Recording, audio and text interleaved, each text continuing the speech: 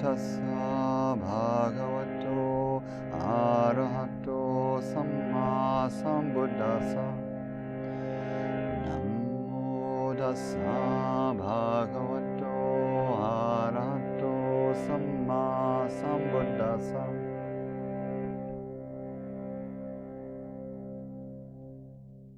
So today is the great Theravada Buddhist holiday known as Magha Puja, the great celebration. The three big holidays in the Buddhist calendar are oriented around the Triple Gem. So there's a day for the Buddha, the Buddha's birth, enlightenment, and death day, Visakha Puja or Vesak, at the end of May or the June, and then Dhamma Day, where the Buddha gave his first sermon in the middle of the summer, and then Sangha Day today. And so one for each Buddha, Dhamma, and Sangha. And so this one, Magha Puja, the story of it originally is that shortly after the Buddha was awakened, possibly in the first year after his awakening, possibly a year later, but early in his career, he had, in the beginning of his teaching, he had taught such that 1,250 people became fully awakened, this kind of first batch of arahants. And these first beautiful beings, these monks, this was before the nuns' Sangha began, so this first group of monks had set out from where the Buddha had been teaching for these first seasons, and they wandered. He gave them the permission at the end of the rains retreat and the encouragement to wander, to preach the Dhamma in the language of the people that they met, spreading the teachings of awakening and freedom from suffering. And so they all went out to teach and to begin satellite sanghas. And as the spring deepened and the full moon started to assemble, was coming close, all 1,250 of them at the same time had the same thought that it would be wonderful to go back and visit the Buddha. So they all left where they were living and they all walked back to where the Buddha was, arriving on the same day. How marvelous. And on this beautiful full moon, it's usually in February or March, so here we are. And so the Buddha welcomed them back, and he gave a very special teaching to them that came to be known as the Ovada Patimokkha. And this is a summary of the entire Buddha's teachings. And the summary verses are in the Dhammapada, and the primary verse of it says, "Abandon all wrongdoing, only do that which is good or helpful, and cultivate the mind or heart. This is the teaching of all the Buddhas." Right? So abandon unskillfulness, cultivate skillfulness, and cultivate the heart. Clarify the mind. This is the teaching of all the Buddhas. So this is a famous chant or a mantra, and so it goes like this. So this is the original Pali, but this is a new sing-song melody that I wrote a few years ago. It goes like this.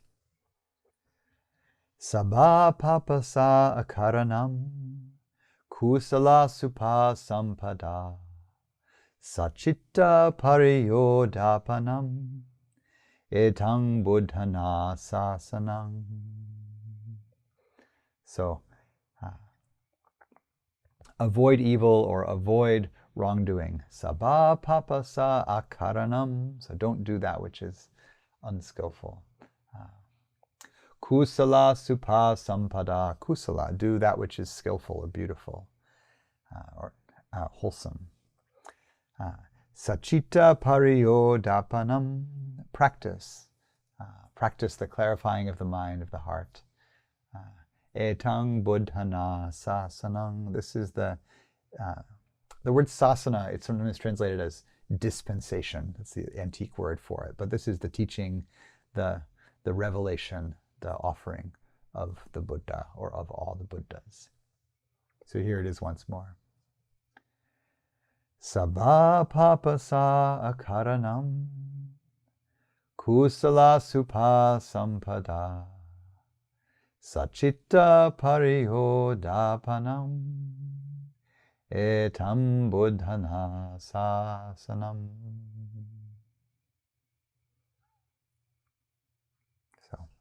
So blessings of Magha Puja. It's good to be together in Sangha. It's good to share the Dhamma. We had a beautiful Sangha meeting.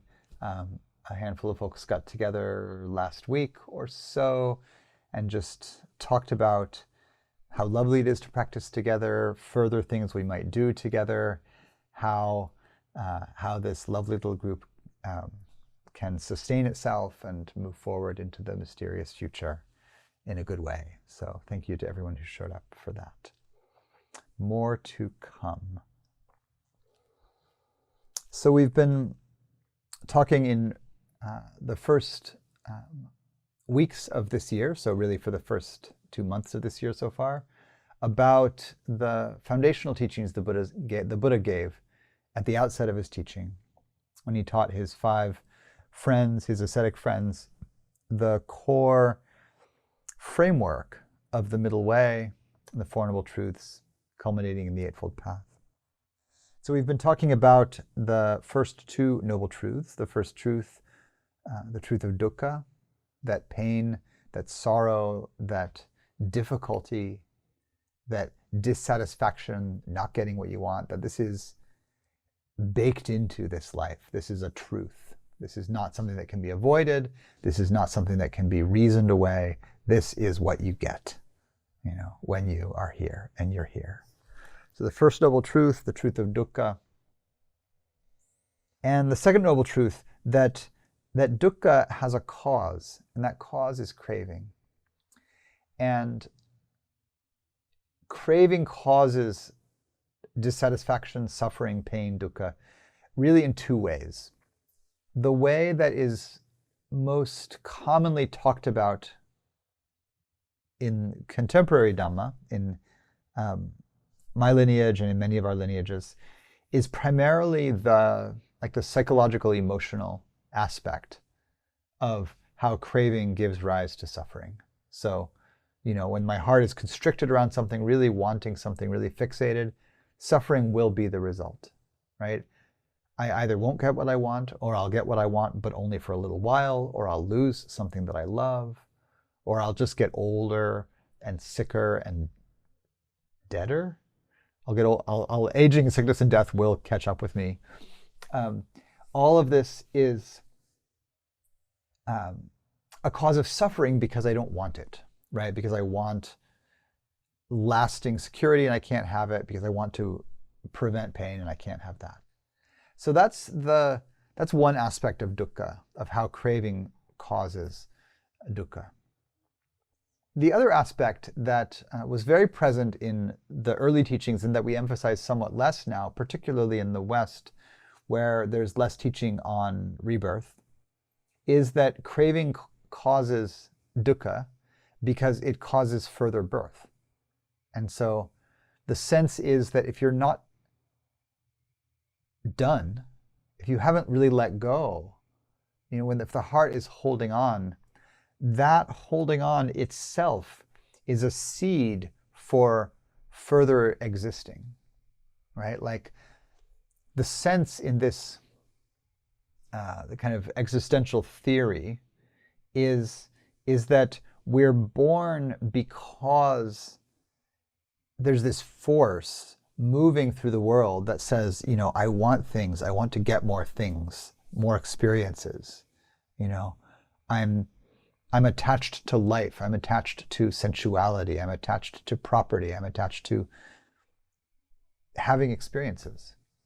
And until we are mature in a way where we're no longer fixated on getting more of these experiences, we will keep being reborn. And there's a mystery at the heart of it. There's not really a we or a me or an us that gets reborn, but It's like that force of craving almost is the thing that gets reborn. Babies appear and they want, right? New animals, new humans, new spirit beings appear, and they are not free in their hearts. We are not free in our hearts. Something feels lacking, and all of our psychology and all of our culture, in a way, builds itself like sort of crystals accreting on a, on a structure, builds itself on this scaffolding of wanting. And everything swirls around that, all of our kinds of entertainment and literature and art. We want something, we want to express something. It's not that that's wrong, right? So much of it is beautiful. It's neither right nor wrong, but it has an effect, and the effect is of continued existence. And so the idea is that there's not just the psychological process where fixated emotion leads to painful emotion later.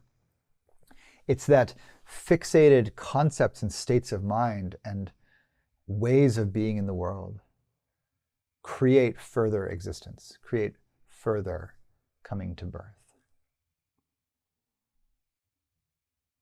And so craving gives rise to suffering. This is the relationship between the first two noble truths.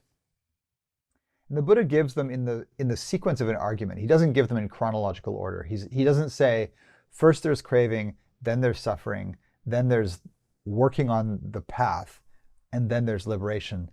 That's what happens in order, right? You start off craving, then you realize you're suffering, then you practice really hard, and then you find liberation. That would be the truths in the sequence, 2, 1, 4, 3, right? But he doesn't present them that way. He presents them in the order of an argument to persuade you to practice. It's a persuasive argument. He doesn't start with, look, you're craving, right? That would be like starting with the diagnosis. He starts with the symptom. He says, look, it hurts, right? And you can't deny it. You're like, yeah, it hurts. And he says, great, it hurts for a reason. And then you're in the argument. You're in the like, okay, it hurts for a reason. Tell me more. If it hurts for a reason, and again, this is a medical model. This is the medical model that was used for disease in his day. If the symptom has a cause, you treat the cause, not the symptom, right? You can't remove suffering without removing craving, because craving is the cause. So how do you treat the symptom? So he starts off like this. He says it's painful, there's a reason.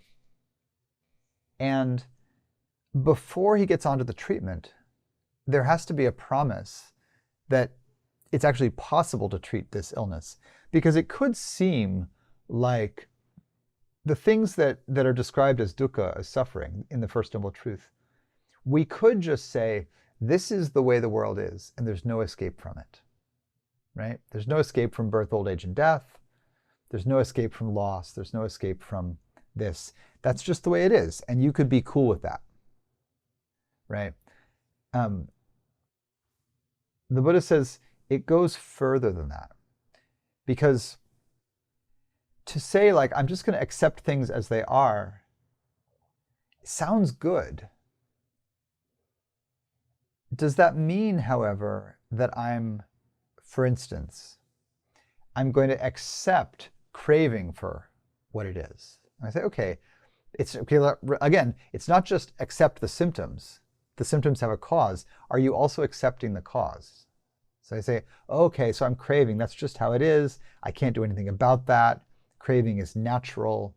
Desire is natural.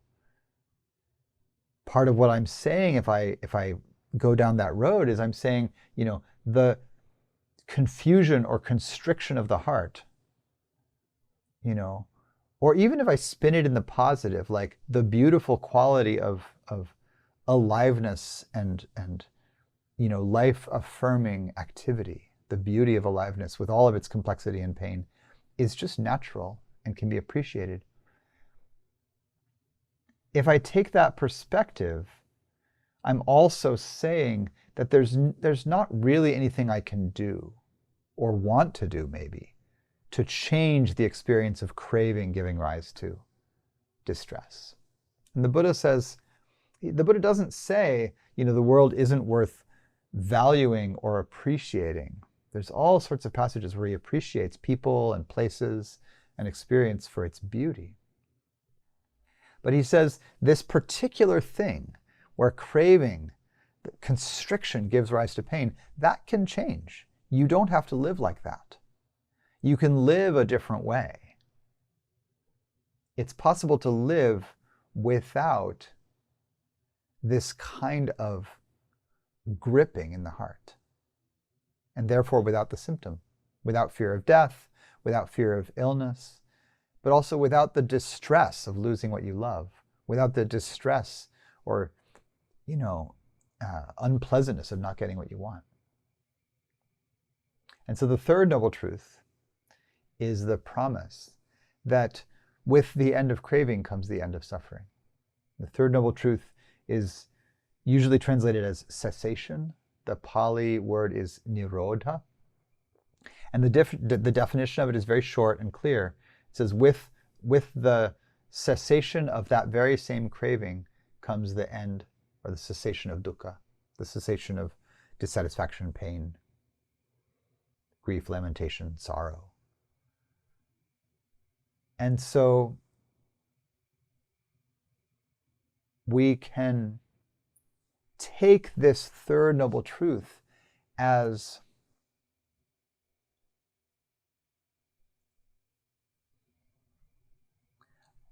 for me, sometimes it feels like a very mysterious gift that's also a kind of challenge.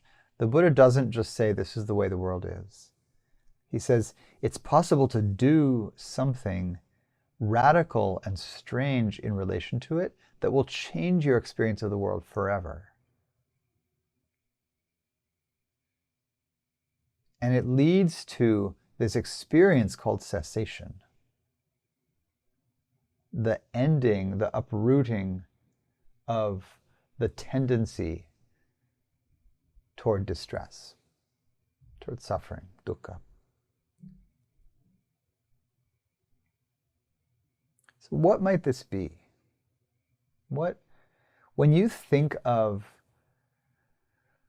either an archetypal image of a liberated person like a Buddha or a Bodhisattva or an Arahant, or if you think of the archetype of, a deeply liberated human, like a very wise elder or a good guru, there are a few, I promise, out there amid the wreckage of all the bad ones, but there are good ones.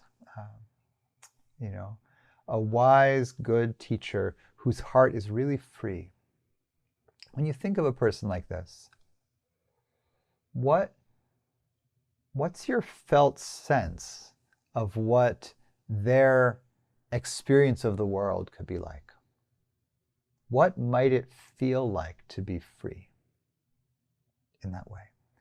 And free might not be the word you use, You could use any of the words that we use to describe this kind of non-suffering heart. Maybe you get the sense of it being like clear or reflective or soft or infinitely loving.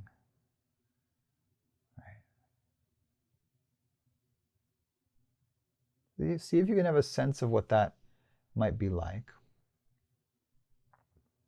You can drop adjectives in the chat if you have a particular, I think it would be like this.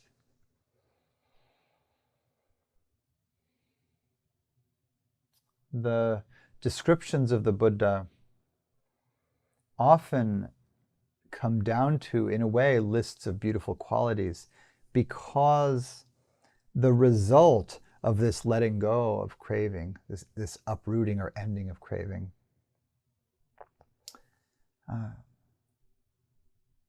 seems to, and it seems both, in the texts, but also in our direct experience of very wise people. It seems to give rise to a whole range of beautiful qualities. And this speaks to how deeply embedded in the heart the thorn of craving is, that when that's removed, all this other energy can move. And it moves differently for different people, right? Sometimes folks come out of an awakening experience, an experience of the deep cessation of craving and the end of suffering, and they just feel like cool, like chilled out, like no more disturbance. Other people become like radiantly joyous, Some people become super empty. Some people become just like a fountain of love, of compassion, right? And you can feel these different qualities. Probably it's true that, folks' personalities, it seems like this for the wise teachers that I know of, it doesn't change your personality per se. Folks who have a tendency toward being loving, I think that lovingness, just really expands. Folks who have a tendency to be like, cool and logical are still cool and logical, just not suffering, right? So, some of the reflections dropped in the chat here. Natural in a soft, comfortable way. I like natural, right? It suggests that there's something about craving, even though craving is totally natural, super instinctual, baked in, but that when it's gone, there's a different kind of naturalness, and you feel this in folks sometimes, like a deep ease or just really being themselves that comes forward. Oh, that's so nice. I misread that. I read natural. I think maybe that's partly how it feels to me. But you wrote neutral in a soft, comfortable way. That's another quality. So I'm going to go with both there. Neutral is super nice, right? Neutral is like equanimity kind of flavor. I've known a couple people that were like that had that kind of like really cool, neutral kind of tone. Vitality, joyous, a palpable belief in their presence mattering in the universe. Yeah, right. So this is a whole different quality. The vitality is super interesting. I've felt this in so many folks that I consider really wise and clear in their hearts, that there's just a kind of energy to them, and the energy isn't the kind of like, oh, they never get tired kind of energy. It's more like they're not getting, like emotionally exhausted by the world, in a way that like, that's not familiar to me. I totally, face down the world and my world, all the things and my heart just kind of wilts sometimes with it. And, but you can tell with all of these that as we practice and as we start to develop them, they will get stronger. And so, I've found over the years that my energy for good things, like for the Dhamma, when I'm really in the stream of seeing clearly, when I'm in a strong period in my practice, it's not like I have lots more energy for the difficult logistical things in the world. Some that comes and goes, but there's a kind of vitality in being in the world at all. And I think I really see this in people that are very wise. And the second part of this one is interesting, a palpable belief in their presence mattering in the universe. I want to say that we all could have the feeling of our presence, our being mattering in the universe. And to the extent that we don't, it's a kind of doubt. There's a kind of self-doubt or a weight on the heart. What would it take for me to know that, for you to know that you matter in the universe? And one of the things that is associated with awakening, we talked about this last year when we went through the fetters, is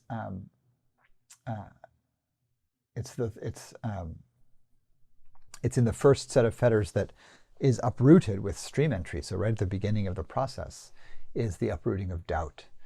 And that's both doubt in the path, but also doubt in yourself or your ability to be free. And I think that along with that, right, along with the unbinding of energy that comes when we take this thorn out of the heart or these binds from around the heart, is this kind of like, oh, you know, all of these ideas that I was stuck to or within or being bound by. So many of the things that we believe around our own worth or lack of worth, who we are, what we matter, so much of that is, you know, bound up in doubt and judgment, right? Ideas about what we can and can't do, should or shouldn't do, who we are, who we aren't. To uproot that,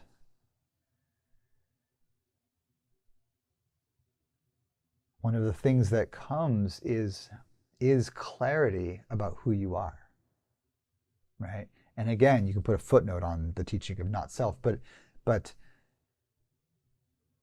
one of the things that's beautiful, maybe I'll say paradoxically, about not self, because of course, you know,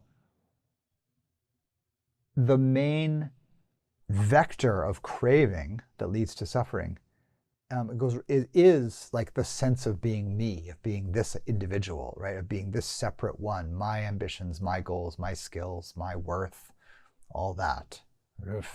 You know, my body that's aging, all the things. With the uprooting of craving, or the cessation of craving, and the cessation of the fixation on myself, they're kind of the same thing, right? The self is just another way of saying, you know, the core structure I cling to. And again, lots of things we cling to are useful, but they perpetuate the painfulness of experience, right? They perpetuate getting stuck. One more, ripples with no choppiness, understanding that naturally generates goodwill. There's a kind of smoothness that comes through when craving in a way naturally is not still. It's not tranquil, right? Because it always kind of, it squeezes and it kind of has to freshly reach out for things, right? Over and over. There's always this kind of squeeze in craving. When that is uprooted, moment to moment, there's much less to do in the psyche, you know. There's much less to process about the world. And so things can get very smooth. Again, not in a static way. I like this phrase, ripples with no choppiness. You know, it's just like the lake is doing its thing, right? But it's not being like churned up in a way. So to finish, one way that I like to think about cessation, and I'll just say this in brief because a lot of you have heard me say this before, but one way of thinking about the end of craving is to think about things in your life that once upon a time you were really fixated on, that you are no longer. And so I think about cessation sometimes and the letting go of craving, particularly around letting go, as a way of talking about what naturally happens as we grow up, as we mature. We let go of the things that we were all about when we were children, when we understood the world less. And that this process then can just keep going, you know, to the extent that you've let go of, you know, things that really gripped your heart as a child or a teenager or a young adult, how you've matured through those topics. You know, you've matured in love and romance and relationship. So you're, you know, the feeling of your first crush and the feeling of the people you love now, it's different, right? You've grown. You have a deeper understanding of how love works and how love feels, and you're not like tripping over yourself. I mean, maybe you are, but not the same way as you were when you were 15, probably, right? I'm almost certain. And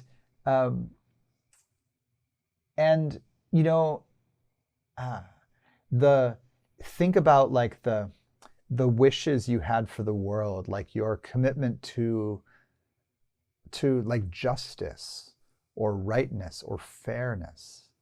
Fairness is kind of a like when you were like 6 years old to about 12, right? That's the peak for fairness. But think about like 20 to 30, justice, rightness, principles, how you related to the political world, how you related to identity in your 20s. Blessings to you. If you're still in your 20s, we love you. Keep going. Blessings to you if you're 10 and you're tuning in. Go to bed. But if you can feel how like, oh, you've moved through ways of relating to the world where there was a kind of fixation, I remember the feeling of being in my mid-20s and just being so certain that I knew how people should eat and dress and build their houses and make love and elect governments and play music, and so many answers, so many things just seemed like so clear.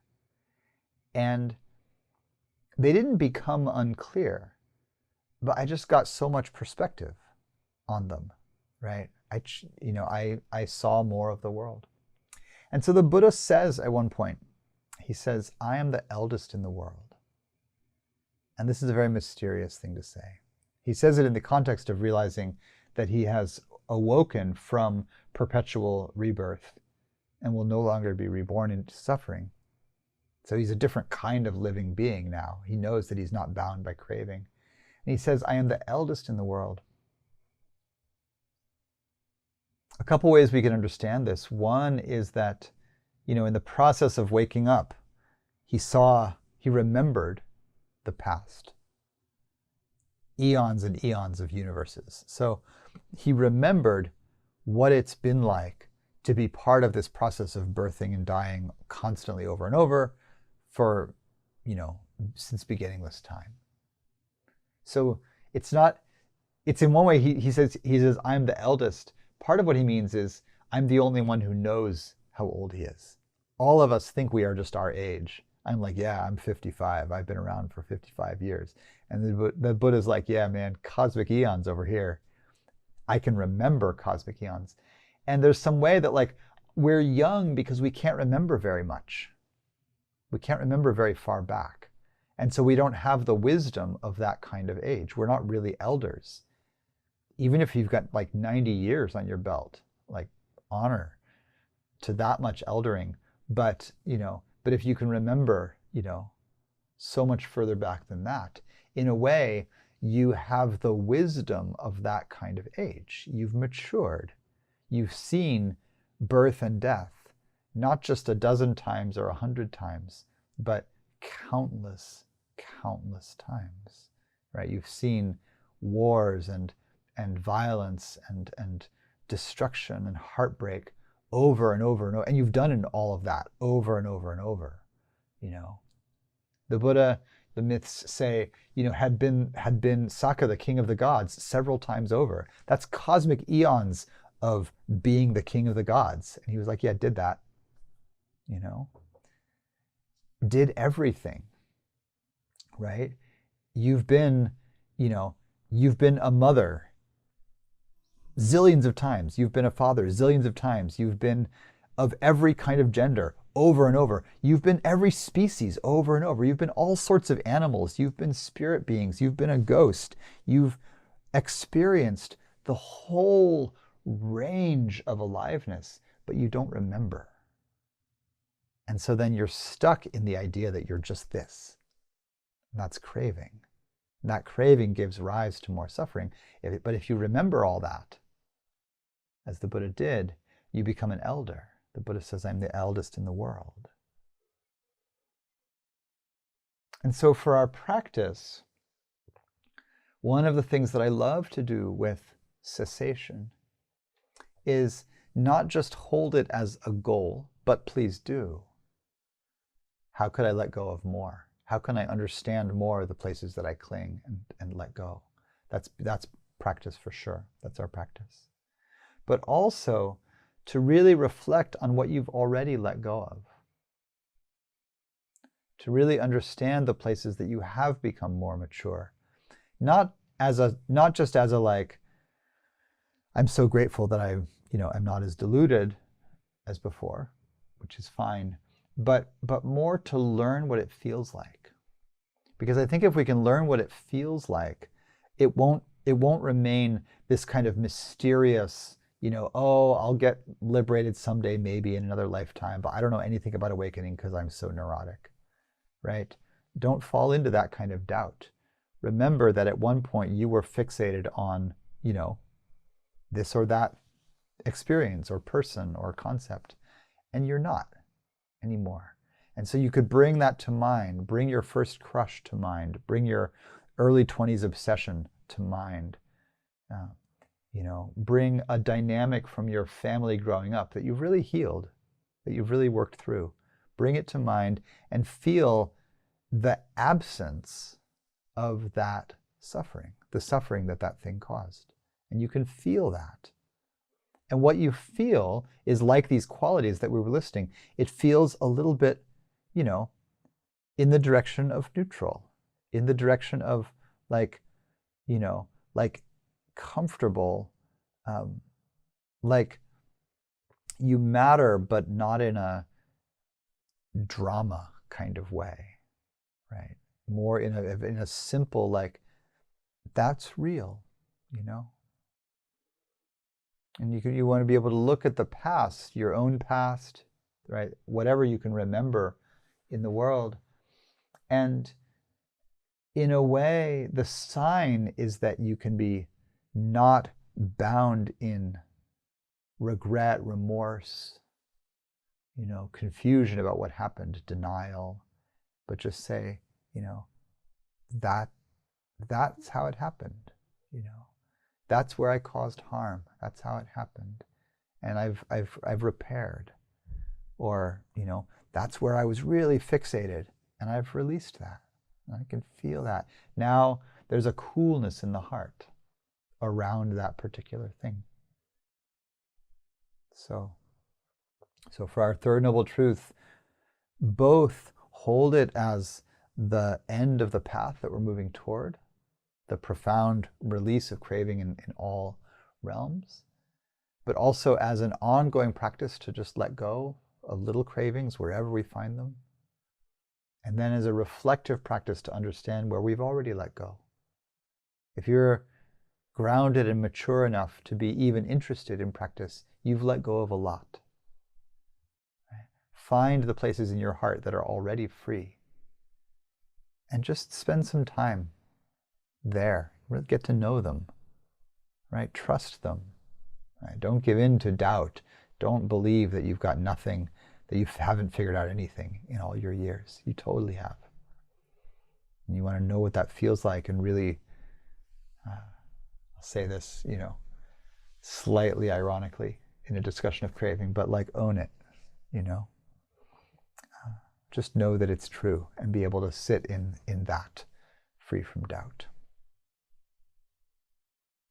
All right, so pausing there.